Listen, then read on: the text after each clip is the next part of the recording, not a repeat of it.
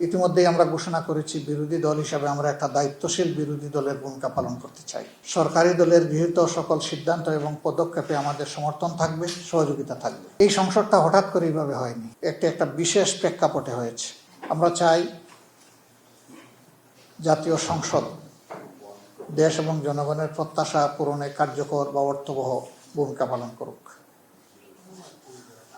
ইতিমধ্যেই আমরা ঘোষণা করেছি বিরোধী দল হিসাবে আমরা একটা দায়িত্বশীল বিরোধী দলের ভূমিকা পালন করতে চাই। সকল ব্যাপারে বিরোধিতা নয়, আবার না বুঝেও কোনো সহযোগিতা নয়।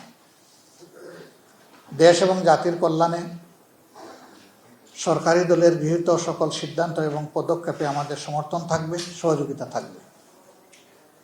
কিন্তু দেশ এবং জাতির ক্ষতি হয় এমন কোনো সিদ্ধান্ত কিংবা পদক্ষেপ নিলে আমরা আমাদের দায়িত্ব সেভাবেই পালন করব। প্রথমে আমরা ভুল করলে ভুল ধরিয়ে দেব, সংশোধনের সুযোগ দেব, পরামর্শ দিব। যদি দেখি পরামর্শে কাজ হচ্ছে না, প্রতিবাদ করব। প্রতিবাদে যদি কাজ না হয় তাহলে জনগণের অধিকারের পক্ষে আমরা শক্ত হয়ে দাঁড়াবো। তা আমরা চাই যে প্রথমটাই কাজ হোক, দ্বিতীয়, তৃতীয়টার, চতুর্থটার কোনো প্রয়োগের প্রয়োজন যেন না হয়। এটা সম্পূর্ণভাবে নির্ভর করবে সরকারের সদিচ্ছার উপর।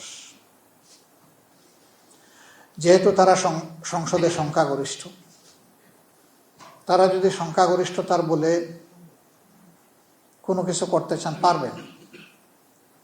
কিন্তু যদি আলাপ আলোচনার মাধ্যমে যৌক্তিক বিষয়গুলোকে বিবেচনায় নিয়ে সিদ্ধান্ত গ্রহণ করেন তাহলে সেটা হবে জাতির জন্য উত্তম।